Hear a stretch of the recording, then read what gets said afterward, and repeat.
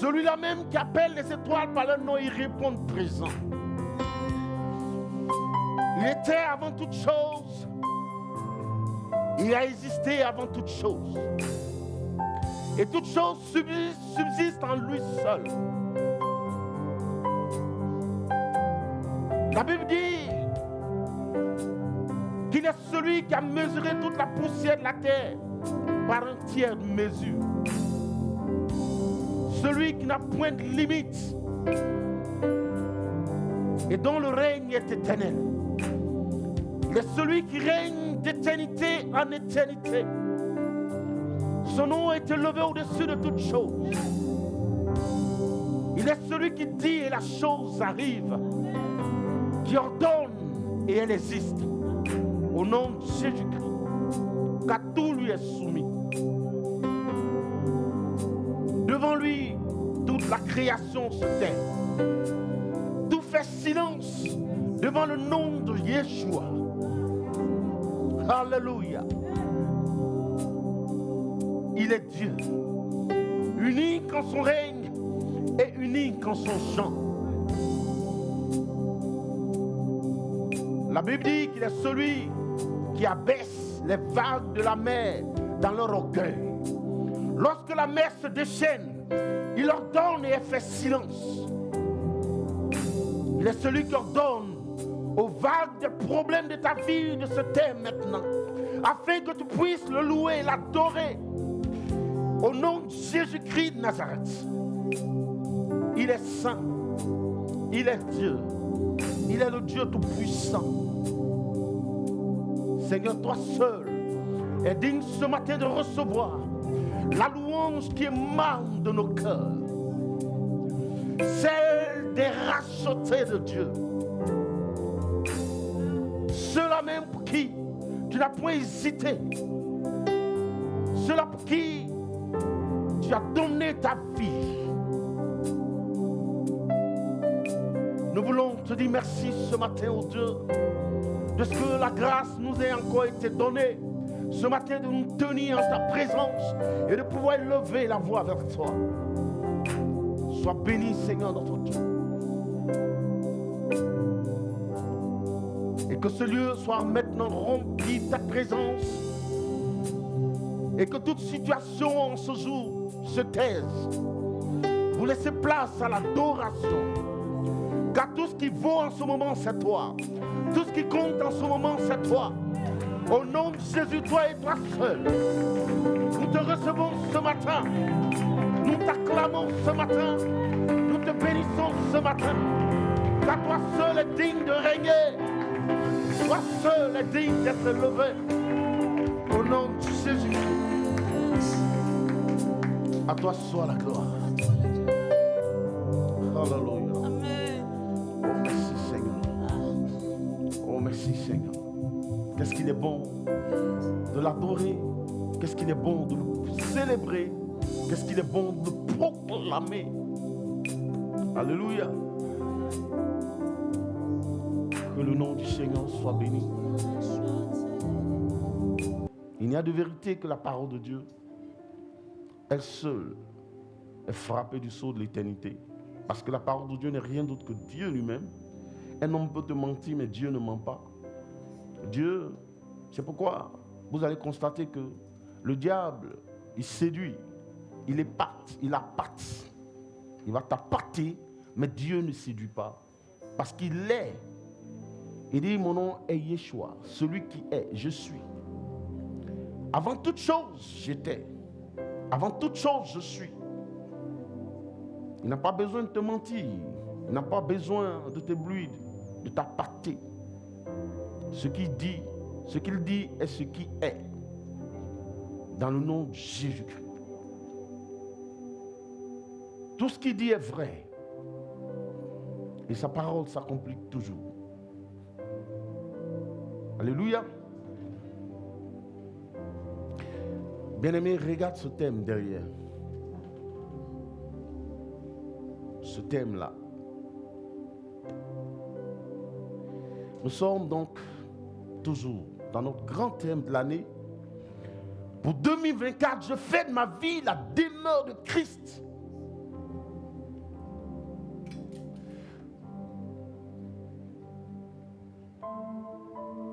Et nous disons que c'est l'essentiel même. C'est le but de l'évangile. Le défi, le véritable défi, c'est cela.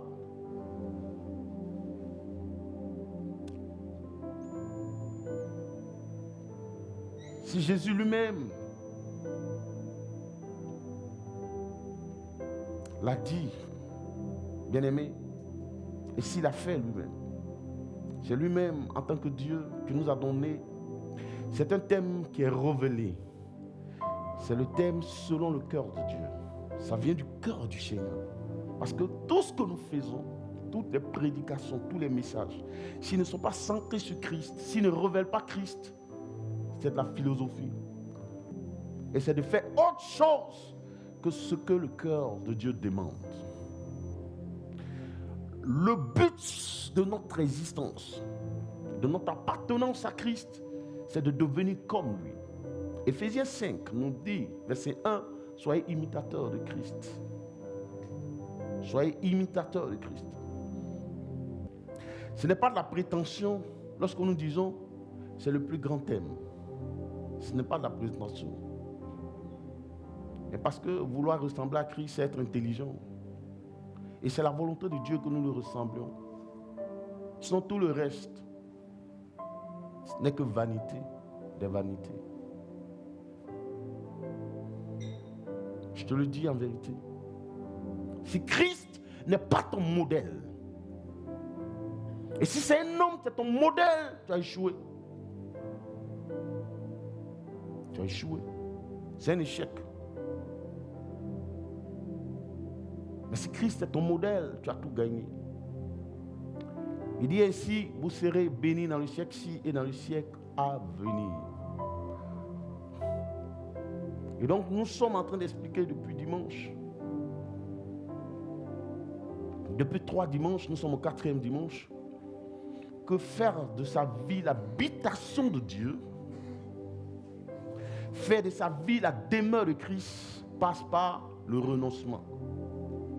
Vous savez, quand on prend un récipient comme ça, demeurer en Jésus, ça veut dire quoi?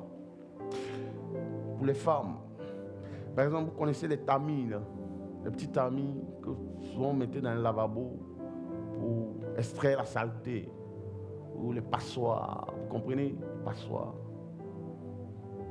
J'avais pris un truc comme ça et puis j'ai oublié.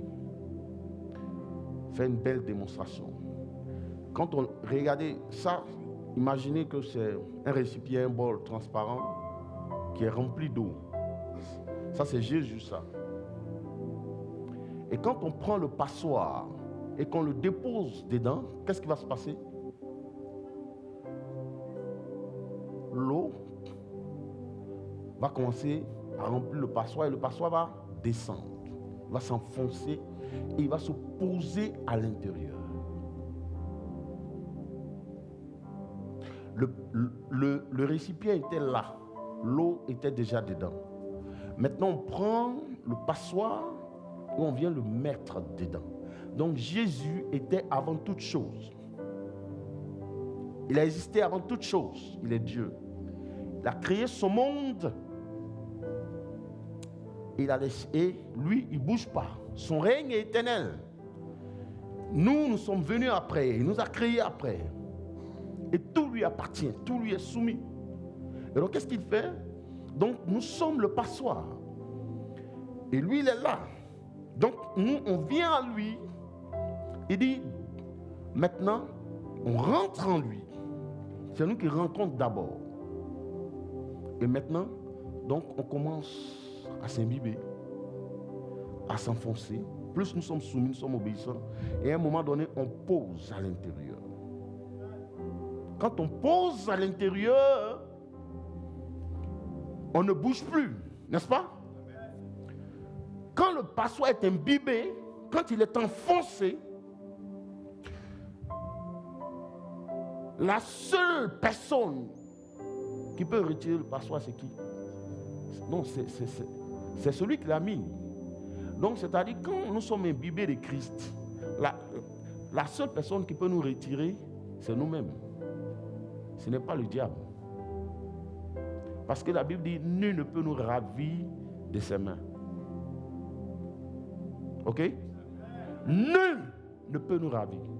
Celui qui a mis le passoire dedans, c'est lui-même qui peut. Or, ce n'est pas le diable qui t'envoie en Jésus, parce qu'il ne t'enverra jamais. Vous savez? Donc, c'est l'appel de Dieu que tu as entendu. Et donc, tu viens répondre à cet appel. Et donc, il te dit, assois-toi là et prends ma forme. Et tant que tu es là, personne ne peut te retirer si ce n'est toi-même. Alléluia. Même pas Satan. C'est toi-même. Parce que si personne ne peut te ravir de ses mains, c'est comme une femme que tu épouses. Tu l'envoies dans ta maison. Tu la combles de bonheur. Tu lui donnes tout. Toi, tu veux d'elle, c'est pourquoi tu allais la chercher. Mais un jour, elle te dit, chérie, c'est vrai que j'ai tout le confort, mon chien et tout ça, mais je t'aime plus. Alléluia. Je t'aime plus. Je vais te donner un conseil. Un seul. Si sur cette terre des hommes, tu aimes une femme, et qu'un jour, elle a eu la gentillesse de te dire qu'elle ne t'aime plus, mon fils, laisse-la. C'est que c'est une très bonne femme. Il dit, c'est une très bonne femme. C'est une très bonne personne. Ne la maudis pas, ne l'insulte pas. Femme, c'est la mort et c'est la vie. Femme même a ouvert sa bouche pour dire qu'elle ne t'aime pas. Elle est trop gentille. Toi, tu lui demandes pardon. On peut demander pardon à quelqu'un pour aimer l'autre. L'amour, c'est inné.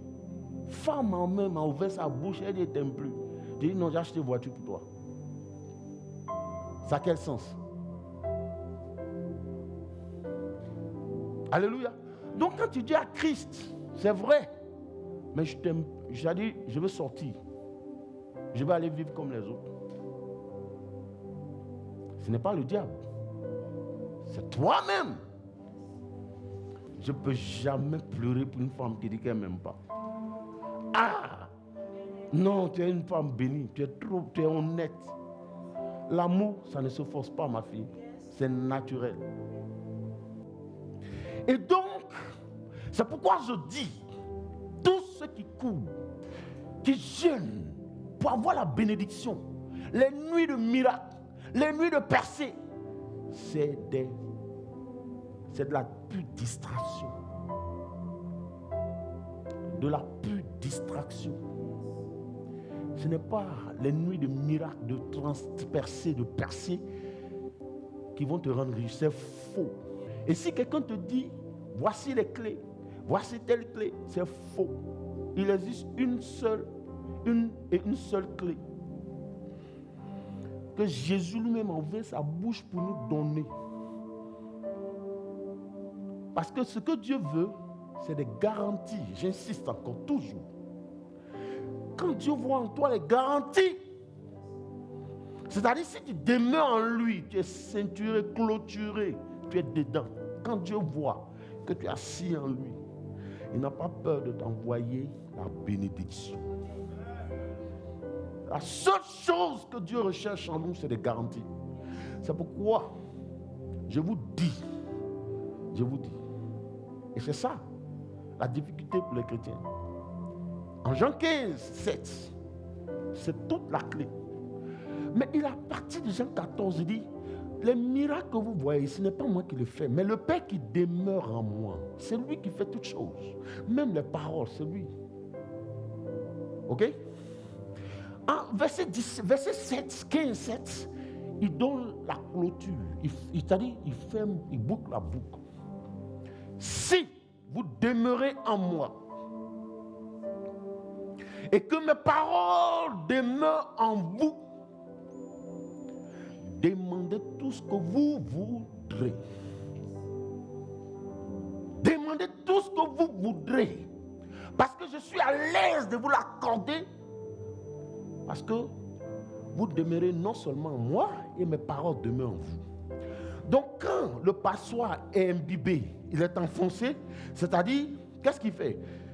Il rentre en Christ et maintenant l'eau rentre dans le passoire, non? Donc tu rentres en Christ et Christ rentre en toi. C'est en cela qu'il dit, je demeure dans le Père et le Père demeure en moi. Ne savez-vous pas que je demeure en lui et que lui demeure en moi? Parce que l'eau rentre dans le passoire. N'est-ce pas? Le passoire rentre dans l'eau et l'eau aussi rentre dans le passoire. Et si tu es entré dans l'eau et que l'eau est rentrée en toi, ça veut dire l'eau et toi, vous êtes devenus même chose. Le Père et moi, nous sommes un. Donc ce que le Père a est en moi. Et il n'a pas fait de limite. Il dit, et demandez tout ce que vous voudrez. C'est-à-dire en ce moment, tu as une dimension illimitée dans la bénédiction. Tu deviens comme bois de manioc. Partout où on te jette, tu pousses.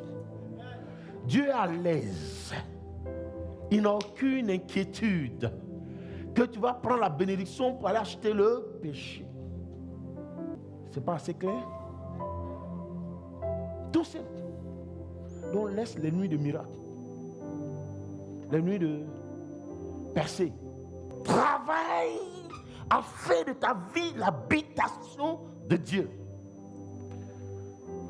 C'est fini. Ça, c'est juste le rappel. L'objectif, c'est de devenir comme, c'est de faire notre vie la demeure de Christ. Donc, on a envie d'aller par l'enseignement, pas par la prédication. Non. Donc, on enseigne. C'est pourquoi on insiste. Parce que la fin de toute chose, c'est de pouvoir arriver à faire de notre vie l'habitation de Dieu. C'est un défi, c'est un challenge. Donc, c'est pas, je suis prédicateur et enseignant. Mais ça, là, c'est l'enseignement. Ayant appelé la foule, puis ayant appelé la foule avec ses disciples, il leur dit. En Matthieu 16, 24, il est dit plutôt, ayant appelé ses disciples. Je n'ai pas pris ce texte parce que tu vas penser que ça s'adresse aux disciples. Mais Marc, lui, il dit, ayant appelé la foule, avec ses disciples, il leur dit, si quelqu'un veut venir après moi. C'est pourquoi je parle d'enseignement. Il faut savoir faire la part des choses. Parce que quand je lui ai dit, il a appelé ses disciples, il a dit non, il s'agit des disciples. Mais on dit la foule, ça veut dire tout le monde avec ses disciples. C'est-à-dire nous tous. Qu'est-ce qu'il a dit? Si quelqu'un veut venir après moi. Si quelqu'un d'aventure veut venir, éprouve le désir de venir après moi, qu'est-ce qu'il doit faire? Qu'il renonce à lui-même. Qu'il renonce d'abord à lui-même. Qu'il se charge de sa croix. Ensuite, qu'il se charge de sa croix. Et qu'il me suive. Maintenant qu'il me suive. Amen. Ça, c'est le maître lui-même. C'est Jésus lui-même qui dit ça. Il dit, les gens, lorsque Jésus prêchait, étaient éblouis parce qu'ils entendaient et parce qu'ils voyaient. Ils étaient tellement émerveillés que tout le monde voulait le suivre. Maître, est-ce qu'il est possible que nous te suivions? Il dit, il n'y a pas de problème. Mais voici la seule condition. C'est la condition sine qua non pour pouvoir me suivre. Celui qui veut me suivre, qui renonce d'abord à lui-même et qui se charge ensuite de sa croix. Qu'est-ce que Jésus est en train de dire? Et c'est ce qu'on a dit le dimanche dernier. On n'avait pas lu ce passage. Mais là, Jésus est en train de dire, renonce à toi-même. Parce que regardez-moi, je n'ai même pas de maison ici en Israël. Je suis conduit par l'Esprit. Là où le besoin de Dieu s'exprime, c'est là que je vais. Et si le besoin s'exprime dans le désert, je dors dans le désert. Et si le besoin s'exprime en hiver, je dors là en hiver. Là où partout cela me trouve, je suis venu pour répondre aux besoins de Dieu. Je n'ai pas de toit. Et donc, si tu veux me suivre là, il faut que tu sois capable de quitter ton confort. Je ne sais pas ce à quoi tu es solidement attaché. Si tu es solidement attaché, je ne sais pas à quoi tu es attaché. Est-ce que tu es sûr que tu veux me suivre? Pour pouvoir me suivre, il faut que tu sois capable de renoncer à ce à quoi tu es attaché d'abord. Il dit ensuite, charge-toi de ta croix. C'est pourquoi j'ai parlé du désert la dernière fois. La croix. C'est-à-dire, ce à quoi tu es attaché, c'est l'Égypte. C'est l'Égypte. Maintenant, il dit, suis-moi à Canaan. Donc, te charger de ta croix, c'est pour te dire, on va traverser le désert. On va te purifier dans le désert. On va te former dans le désert. Et ce qui est magnifique, comme je l'ai dit le dimanche dernier, c'est la seule formation où c'est l'étudiant lui-même qui détermine la durée de la formation. Parce que plus tu es obéissant, plus ça va vite.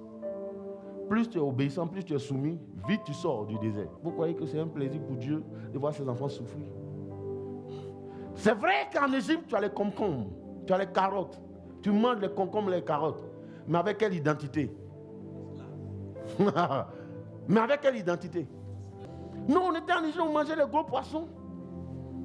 Avec quelle identité? Dis-moi. Tu n'as aucune identité, tu n'es qu'un esclave. À quel moment tu manges les concombres? C'est après avoir tapé tes briques. Quand tu rentres le soir épuisé, c'est là que tu manges les carottes. Mais on dit, je ne sais pas dans quelle voiture tu roules en ce moment. Je ne sais pas qui est l'auteur. Mais avec quelle identité? C'est ça la question. Avec quelle identité? La maison qui est tout fois payée. Avec quelle identité? Mais on dit, viens à Canaan pour les noces. C'est-à-dire, si tu acceptes de quitter ça, en Égypte là, maison dans laquelle tu dors, confort, tout ça là, c'est vrai que tu n'es que... My God, le Seigneur là, il est trop puissant. Tout le boucan que tu fais là, c'est avec quelle identité? Et quel est le prix? Mais il y a non seulement il n'y a aucune identité, mais tu payes un prix lourd. Maintenant on te dit, laisse ça, rejoins-moi à Canaan pour les noces. Là où tu seras une épouse légale, légitime, un fils légitime. Tu dis non. C'est pour ça que tu refuses là? Est-ce que ça a du sens? Bien-aimé, c'était juste l'introduction. Aujourd'hui, écoutez-moi bien, assois-toi correctement. Je vais te révéler aujourd'hui quelque chose. C'est un message puissant, bouleversant. J'ai dit, prenez note. Aujourd'hui, là, après ça, tu ne vas plus lutter contre certaines choses. Écoutez-moi bien. C'est un message bouleversant. On va prendre Genèse. Prends Genèse 1. On va aller dans le livre des origines. Sois très attentif. Tu vas comprendre. Tu vas comprendre un peu. Pourquoi il y a tout ce combat autour de toi. Oui. Puis Dieu dit, faisons l'homme à notre image. Faisons l'homme à notre image. Selon notre ressemblance. Selon notre ressemblance. Et qu'il domine sur les poissons de la mer. Tout ça, c'était un projet. Sur les oiseaux du ciel. Yes. Sur le bétail. Yes. Et sur toute la terre. Et sur tous les reptiles qui rampent sur la terre. Yeah.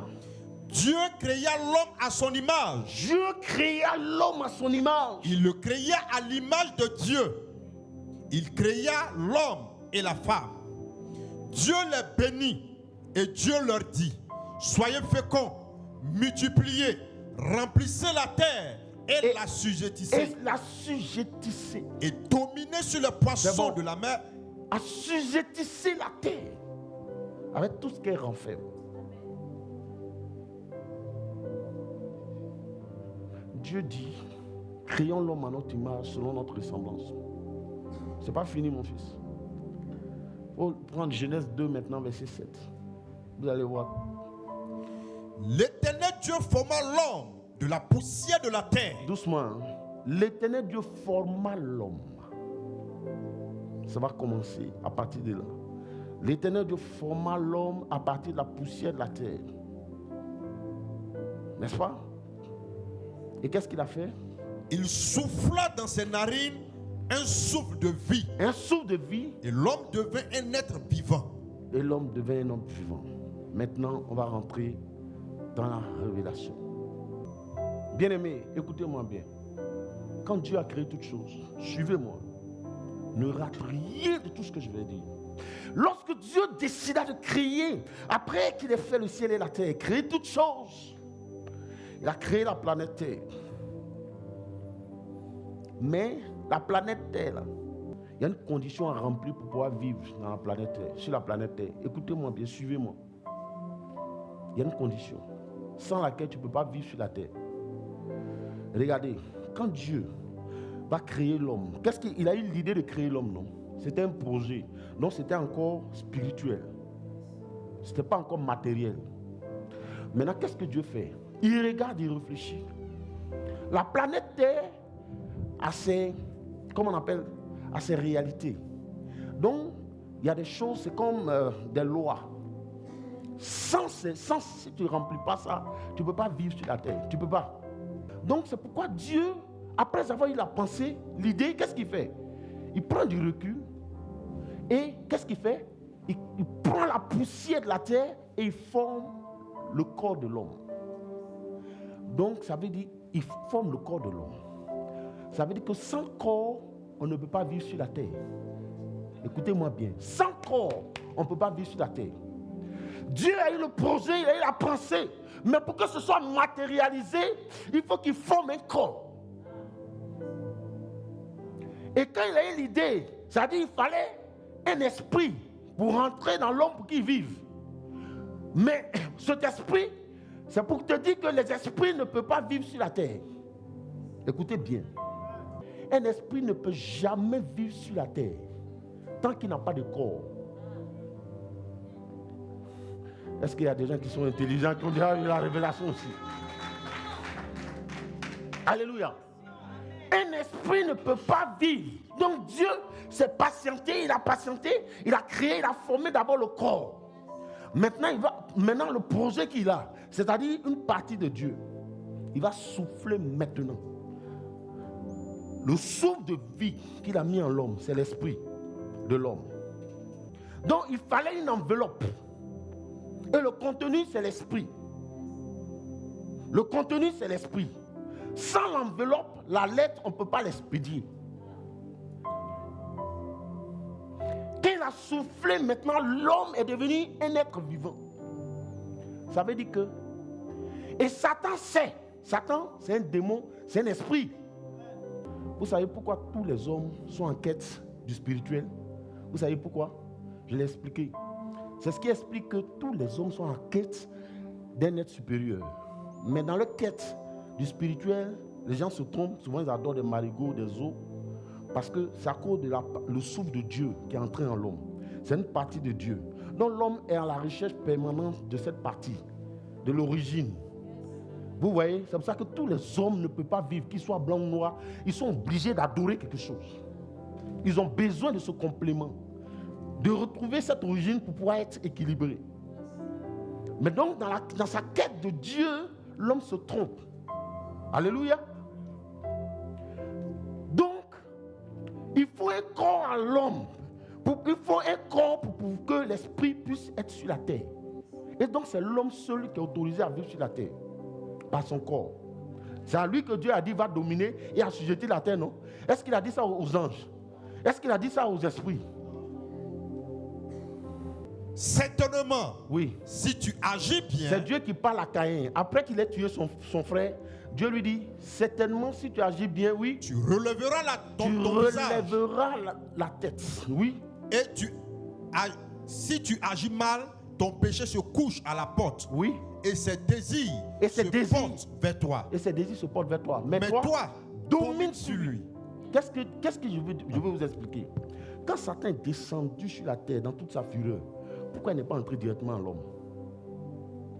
Il ne peut pas entrer. Dieu dit,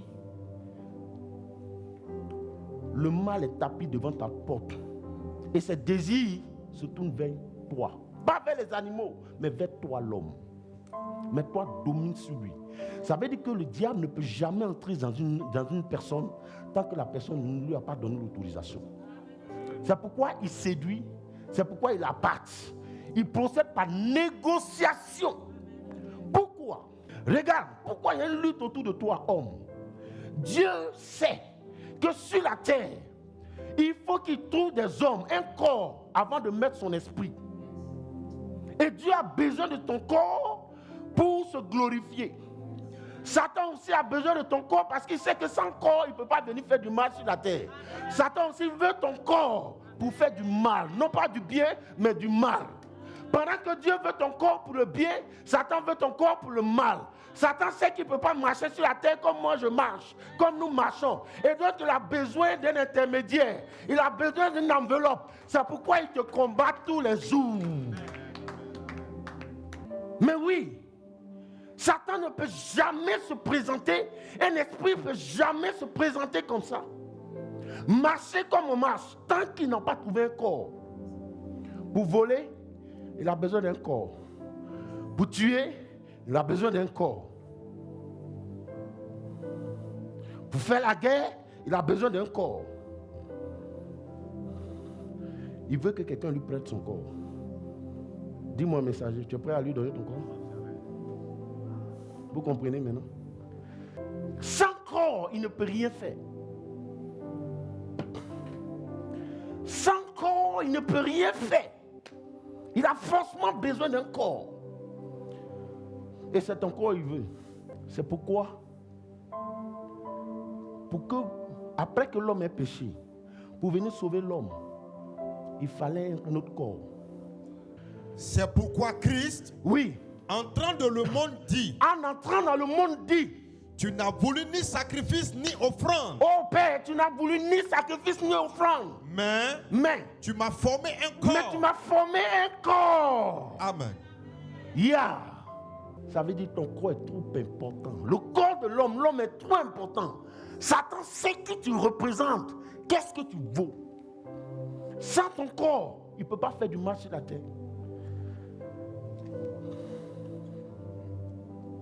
Jésus dit, tu n'as voulu ni sacrifice, ni holocauste, mais tu m'as formé un corps. Un corps, pas n'importe quel corps, un corps immaculé. Sans ce corps, il n'allait pas avoir de salut. Sans ce corps, il ne pouvait pas descendre. C'est pourquoi Dieu n'est pas venu comme du feu. C'est pourquoi on dit, lorsqu'on vous dira, celui-là est Jésus, ne croyez pas. Il a fallu d'abord qu'il ait ce corps. Et donc, pour que ce corps soit formé, il a eu besoin de Marie. Donc, ton corps, là, c'est important. Ça a du prix. Or, ce corps que tu vois, on appelle ça le corps du péché. C'est pourquoi, quand il a dit qui enverrai-je, les anges ont reculé. Ils ne vont pas rentrer dans un corps pourri comme ça. Et ils sont immortels. Les esprits ne meurent pas. Et ils vont aller subir la mort. Non, ils ont reculé. Non seulement ce corps-là, non, il ne peut pas prendre ça. Ils ont un corps céleste. Ils ont un corps qui est éclatant. Ils ont un corps qui est éclatant, brillant de lumière. Sans le corps, Dieu ne pouvait pas venir. Est-ce que vous comprenez même? Est-ce que vous me suivez? Regardez Dieu lui-même. Il ne pouvait pas venir s'il n'avait pas trouvé un corps. Et comme il avait besoin de sauver l'homme, il a formé un corps à Christ. C'est nous qui sommes autorisés à régner sur la terre, pas Satan. C'est pourquoi arrête tes histoires. Tu as un pouvoir ou une autorité. Arrête de donner du nom au diable. C'est pour ça que je suis toujours contre ça. Les gens passent des années à briser les autels. Revenez à votre identité réelle. Mais je te dis, il ne peut pas régner en toi tant que tu ne lui donnes pas l'autorisation. Il te combat parce qu'il a besoin de ton corps. Je vais te choquer ce matin. Il faut lire Jude 1, verset 9. Or, l'archange Michel, lorsqu'il contestait avec le diable, tu comprends? Et lui disputait le corps de Moïse. Il contestait avec le diable et disputait le corps de Moïse. Comme un grand serviteur de Dieu comme Moïse. Je vais t'expliquer quelque chose aujourd'hui, tu vas comprendre. Il meurt. Satan veut prendre son corps. Ça ne t'étonne pas? Ça dit, c'est du français, il faut relire. Or, l'archange Michel, lorsqu'il contestait avec le diable, il lui disputait le corps de Moïse. Tu sais pourquoi il voulait prendre le corps de Moïse? Vous ne savez pas. Mais parce que Moïse a péché contre Dieu. Il a frappé 3 fois le rocher. Donc Dieu n'était pas content. Et mais ce que Satan a oublié, on dit que le salaire du péché c'est la mort, non? Ce que Satan avait oublié, c'est que Dieu avait pardonné à Moïse. Il n'avait pas condamné Moïse. C'est vrai qu'il n'était pas content, mais il n'avait pas rejeté. Est-ce que vous comprenez? Il est venu récupérer, il dit non, il est à moi parce qu'il a péché contre toi. Il a eu du culot. Il voulait prendre le corps de Moïse. Et les gens allaient dire, on a vu Moïse ici, on a vu Moïse ici. Moïse qui est mort, on l'a vu ici. Ça n'a pas marché. La Bible dit, c'est Dieu lui-même qui a enterré Moïse. En Exode. La raison pour laquelle il y a un tel combat autour de toi, un acharnement autour de toi, c'est parce que tu as du prix. C'est parce que tu as du prix aux yeux du Seigneur. C'est parce que tu es important. Satan sait que sans ton corps, il ne peut rien faire. Il ne peut pas venir sur la terre sans ton corps. Il n'est pas autorisé. Il faut qu'il rentre dans un corps. C'est pourquoi dans les villages, là, vous voyez, les gens sont sorciers. Ils les utilisent. Et puis ils font du mal aux autres. Ils tuent, ils mangent. Ils tuent leurs propres enfants. Ça, c'est le diable qui fait ça. Parce que comment tu peux comprendre qu'une personne normale peut mettre un enfant au monde et puis après tuer l'enfant pour en faire du poulet braisé? Ça n'a pas de sens. Ça n'a pas de sens. Et c'est le diable qui les utilise. Regardez tous ces braqueurs que vous voyez. Ces gens qui agressent, qui boivent, qui égorgent. Ça, c'est le diable, ça. C'est-à-dire qu'il est déjà rentré en eux. Et maintenant, il les exerce sa cruauté au travers d'eux.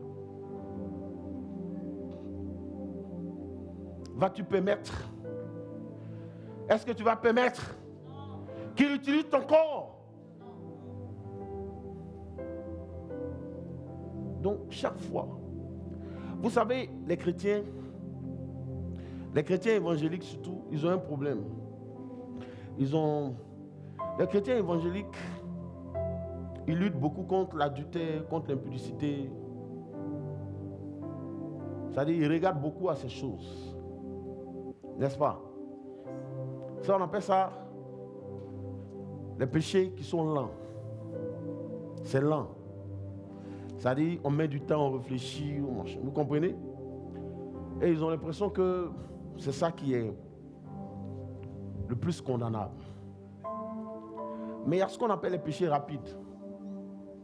Donc, il faut faire la différence. Les péchés rapides, c'est les péchés qui sont courants. C'est-à-dire mentir. C'est rapide. Très rapide. Et tu les vois, c'est vrai, le gars ne vit pas dans l'impudicité, mais il ment. Même un pasteur, il ne vit pas, mais il ment. Oh, c'est la même chose. Donc on appelle ça les péchés rapides. Le mensonge. Donc les chrétiens évangéliques regardent d'un côté, ils laissent l'autre.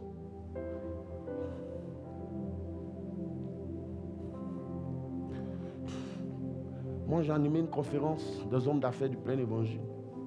Un jour. Et quand j'ai fini la conférence, les gens étaient là. Il y a des gens qui ont pris le micro. J'ai été choqué. Ils ont dit, ils ne savaient pas que... Ils ont dit, pasteur, que Dieu vous bénisse. Non, j'ai dit, plusieurs. Ils ne savaient pas qu'on pouvait faire les affaires et être honnête. Ils m'ont dit ça. Moi, j'étais choqué.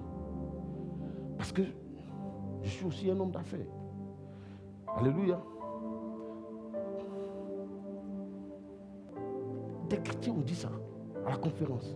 Qui ne savaient pas qu'on pouvait faire des affaires. Non, affaires, c'est synonyme de magouille, de compromission. Ce n'est pas possible. Vous comprenez? Donc, les gens regardent à un seul côté et ils oublient l'autre côté. Des chrétiens qui mentent. Ils vont rendre des témoignages, des pasteurs qui rendent des témoignages qui sont faux. Des témoignages qui assortis de nulle part, imaginés, fabriqués. Mais tout ça, c'est le péché. Toi qui mens et celui qui tue. Mais vous n'êtes pas différents. Parce que c'est le même corps qu'il utilise. Il utilise l'autre pour mentir, il utilise l'autre pour tuer. Matthieu 3, verset 7 maintenant. Voyant venir à son baptême beaucoup de pharisiens et de sadducéens, il leur dit: race de vipères, qui vous a appris à fuir la colère à venir. Race de vipères, qui vous a appris à fuir la colère à venir. Produisez donc du fruit digne de la repentance. Il dit, produisez donc du fruit digne de la repentance. Amen. C'est-à-dire, Dieu dit, maintenant que nous avons été rachetés et réconciliés avec lui, de marcher en nouveauté de vie. Dieu nous a rachetés pour produire des fruits dignes de repentance. Des fruits qui donnent la preuve que nous avons changé. Des fruits qui donnent la preuve que nous sommes de nouvelles personnes. Nous sommes de nouvelles créatures. Mais oui, des fruits dignes de la repentance. Nous devons manifester l'amour. Nous devons manifester la justice. Nous devons manifester la tolérance, l'humilité. L'un des problèmes des enfants de Dieu, c'est l'orgueil. Ah! L'orgueil. L'orgueil. Mais c'est un péché qui tue facilement. L'orgueil, l'arrogance. Non, c'est pas possible. Je vois souvent ces enfants de Dieu, j'ai mal, quoi. Je me demande pourquoi ils sont comme ça. C'est quoi le problème? C'est quoi? Regardez Jean-Baptiste. Je vous ai expliqué la dernière fois que lorsque le Seigneur dit il est plus difficile à un riche d'entrer dans le royaume des cieux qu'à un chameau de passer par le trou d'une aiguille. Et j'ai expliqué que parce que Dieu veut que nous soyons comme des chameaux. Le chameau, regardez sa taille. Le chameau, personne ne peut le monter, son maître ne peut pas le monter tant qu'il ne s'abaisse pas. Avant que son maître le monte, il fléchit les genoux. Il se fait petit pour que le maître puisse le monter. Mais regardez, et Dieu a donné un signe. Et c'est dans la semaine que le Seigneur m'a révélé ça. Il dit, Jean-Baptiste, ce n'est pas fini. Il dit, tu sais pourquoi? Malheureusement, certains hommes de Dieu en ont vu, et ce n'est pas objet d'arnaque. Regardez le chameau, c'est un animal. Dieu a pris l'exemple du chameau parce qu'il est humble. Maintenant, quand vous prenez Jean-Baptiste, la Bible dit qu'il était revêtu de quoi? Peau de chameau, signe d'humilité. Signe d'humilité. C'est pourquoi lorsque les pharisiens sont venus le voir pour dire, mais si tu n'es pas Jésus, pourquoi tu baptises? Il dit, n'est-ce pas devant vous tous que j'ai dit que je ne suis pas le Christ? Et il voulait le comparer. Qu'est-ce que Jean-Baptiste a dit? Que je diminue et qu'il croisse. Alléluia. Que moi je diminue et que lui croisse. C'est magnifique ça. C'est-à-dire, l'habit de chameau là, sans le savoir, c'est un signe d'humilité. Une marque d'humilité. Dieu venait de poser sur lui cette marque-là.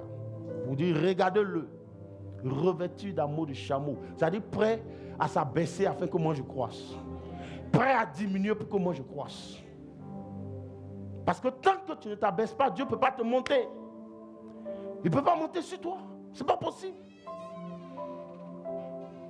Signe d'humilité. Dans le vêtement que Jean-Baptiste portait n'était pas banal.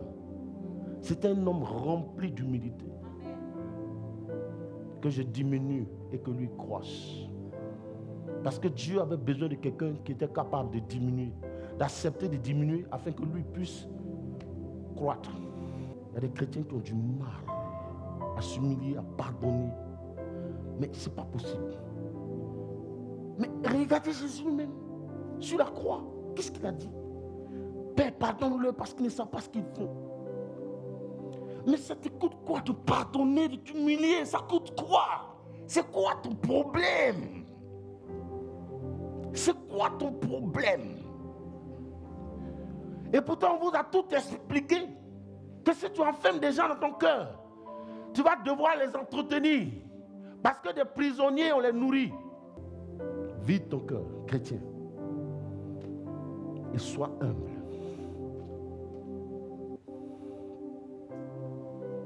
On va dire, j'ai jamais compris les gens qui ont des problèmes de pardon. Je n'ai jamais compris ça. J'ai jamais compris. Et le problème d'orgueil, je ne comprends pas, je comprends. Mais le Seigneur va te briser. Tu ne vas jamais te retrouver. Oh. Il va te briser. C'est-à-dire te briser en petits morceaux. Parce que Dieu a horreur d'une chose, c'est l'orgueil. Il a dit en proverbe, il dit l'orgueil et l'arrogance, c'est quelque chose que je hais. Donc travaille sur toi-même. N'aie pas de problème de pardon, d'orgueil, d'arrogance. Sois comme Jean-Baptiste. Parce que ce n'est pas n'importe qui pouvait précéder le Seigneur. C'est-à-dire marcher, annoncer la venue de Christ. Personne. Ce n'est pas n'importe qui. Il fallait quelqu'un qui soit comme un chameau. Tu imbutes ta personne. C'est un sérieux problème. Parce que si on était brisé, on n'allait plus répliquer. Dieu veut que nous mourions pour que lui puisse vivre en nous. Parce que celui qui est mort, il est mort au péché. Il n'est plus sensible au péché. Les Hébreux disent qu'abri mort n'a plus peur de couteau. Si tu es brisé, quelles que soient les injures lancées contre toi, tu ne répliques pas, tu ne réagis pas. Dieu nous appelle à mourir afin que lui puisse croître. C'est pourquoi il dit, si le grain de blé qui est tombé en terre ne meurt, il ne peut pas pousser, il ne peut pas croître. Tu es le grain de blé. Il faut que tu acceptes de mourir maintenant afin que Christ puisse vivre en toi pleinement. Alléluia. Pourquoi tu refuses de mourir? Pourquoi? Et c'est parce que tu refuses de mourir que jusque-là, Christ ne croit pas en toi. Les gens sont remplis d'orgueil. C'est un piège. Toi qui penses que le seul péché, c'est les autres. Mais et l'orgueil que tu transportes. Mais ça va te tuer. Parce que tu n'es pas à l'image de Dieu. Dieu a été humble lui-même. Il est venu humblement. Ils l'ont frappé, il nous a sauvés. Toi, tu ne ressens pas Christ. Paul dit, on a subi toutes ces choses à cause de Christ. On nous a insultés, on n'a pas répliqué. On nous a frappés, on n'a pas répliqué. On a été rejetés, humiliés, on n'a pas répondu. À cause de Christ. Afin que Christ soit révélé au travers de nous. Tu as encore un grain qui est trop frais. Tu n'es pas encore mort. Il faut que tu meurs. Si tu veux pousser, si tu veux germer, et si tu veux que Christ germe en toi, il faut que tu acceptes de mourir. Il faut que tu acceptes de mourir. Comme j'ai dit, c'est un défi. Cette année, nous devons tous arriver à faire de notre vie la demeure de Dieu. Et cela passe par le renoncement. Tu dois renoncer à la méchanceté, renoncer à l'orgueil, renoncer à l'arrogance, renoncer au manque de pardon, aux injures, parce que tu n'es rien. Pardonne nos offenses comme nous pardonnons à ceux qui nous ont offensés. Mais si tu estimes qu'on t'a offensé, mais ça fait quoi de pardonner? Et puis tu fous le camp. Et puis c'est fini. Mais c'est quoi? Pourquoi tu t'acharnes sur ça? C'est quoi ton problème? La personne veut te perdre du temps, mais gagne du temps. Comme on le dit chez nous ici en Côte d'Ivoire, gagne du temps. Va, laisse tomber un peu, on avance. Tu dis non. Pourquoi? La personne a osé me dire ça à moi. Je ne peux jamais accepter. Mais on s'en fout. On s'en fout. Jésus, ils l'ont frappé, ils l'ont accusé. Mais avant de mourir, il dit pardonne-leur. À qui tu ressembles? Est-ce à Jésus ou à l'autre? Dis-moi maintenant. Tu es sûr que c'est à Christ que tu ressembles? Non, ce n'est pas au Christ. Tu ressembles à l'autre. Il va utiliser ton corps pour détruire. Alléluia. Est-ce que tu veux faire de ta vie la demeure de Christ? Est-ce que tu veux faire de ta vie la demeure de Christ? Est-ce que tu veux que Christ habite en toi?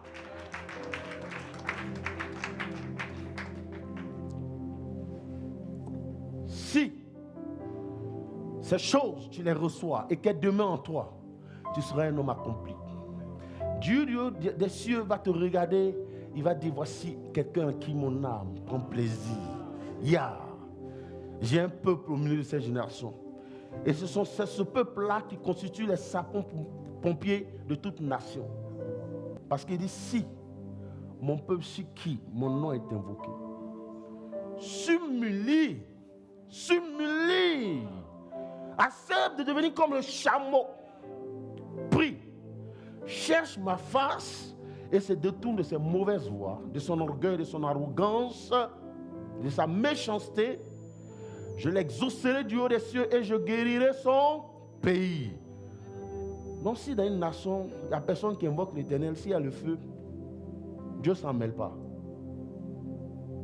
C'est à cause de ces enfants qui viennent éteindre le feu. Voici donc ainsi présenté ce que l'on appelle le renoncement à soi. Si Jésus a été capable de renoncer à un tant soit peu à son trône et de venir s'humilier pour que tu sois sauvé, toi aussi, imite-le, sois comme Christ.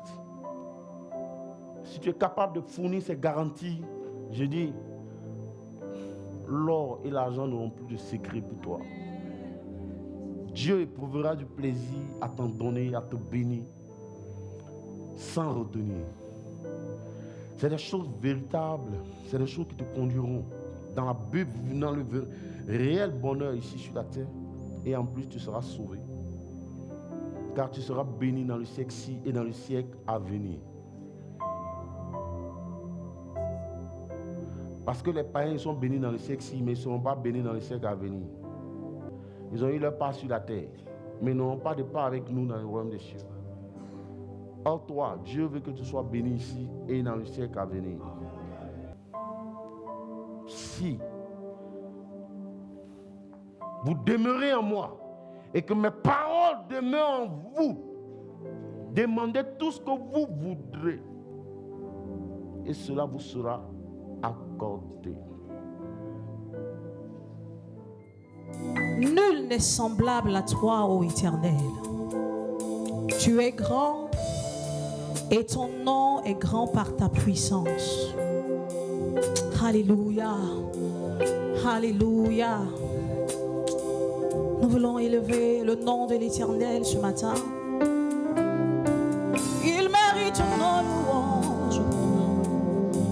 Il mérite les honneurs. Il s'appelle Jésus, le triomphateur de la croix.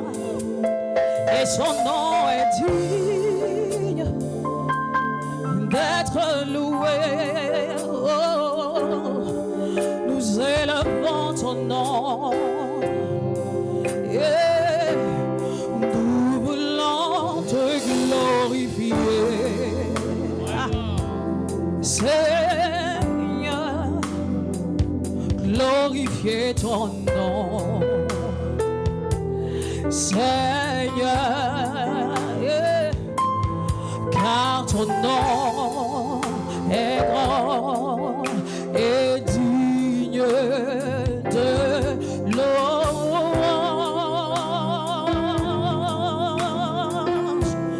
Nous voulons te glorifier, Seigneur, glorifier ton puissant nom, Seigneur.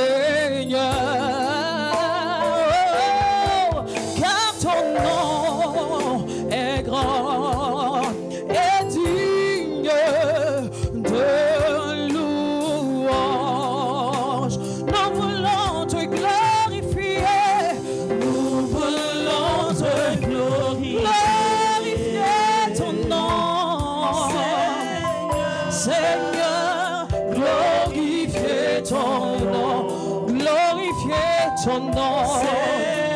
Ah, car ton nom est grand et digne. Ah, nous élevons le nom de Jésus. Nous voulons te glorifier. Nous glorifions ton nom, Seigneur. Glorifier ton nom, ton puissant nom. Car ton nom est grand et digne de louange. Car ton nom est grand et digne de louange. Car ton nom est grand et il est digne. Ah,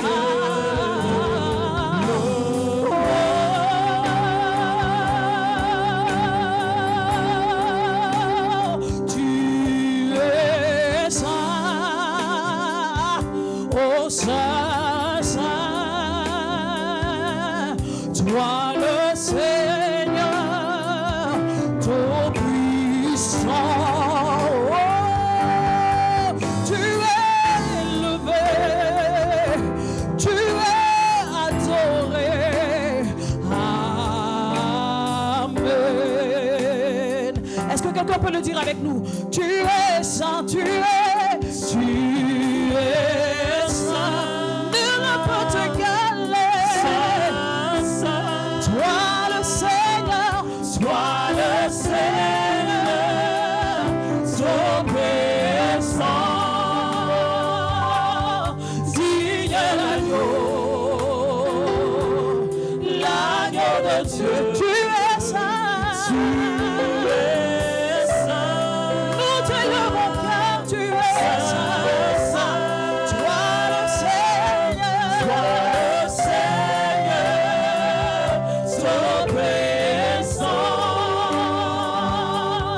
Digne l'agneau de Dieu, l'agneau de Dieu. Amen.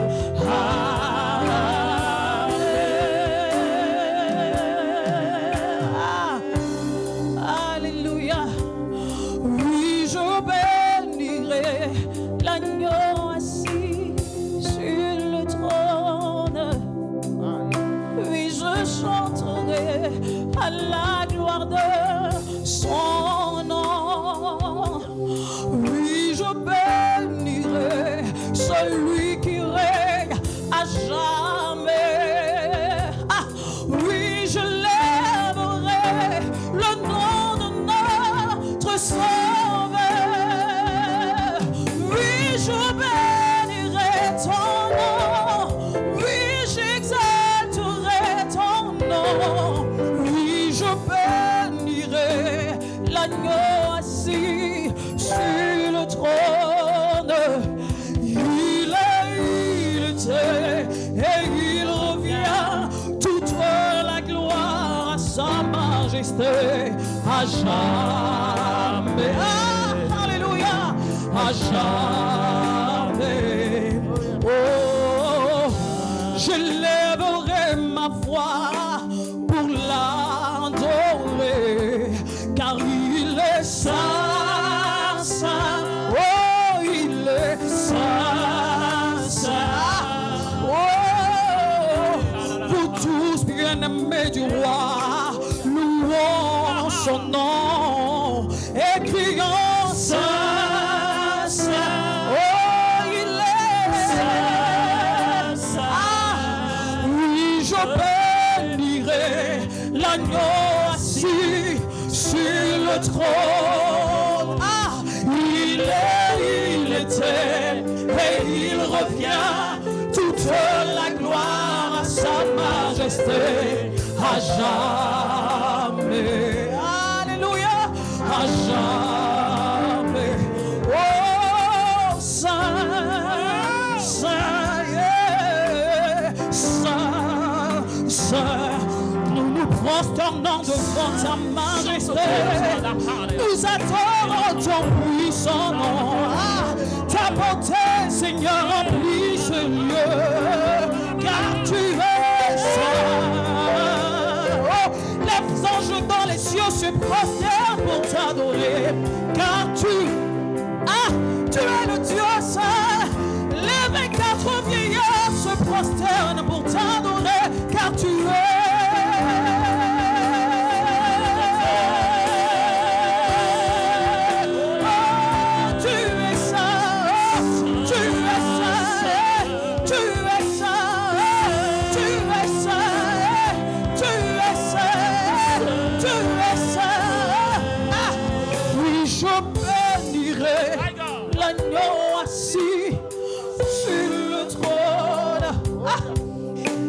Je bénirai Jésus assis sur le trône. Je lèverai ma voix pour adorer le roi des rois. Oh oui, je bénirai, je bénirai, je bénirai, je bénirai, je bénirai l'agneau assis sur le trône.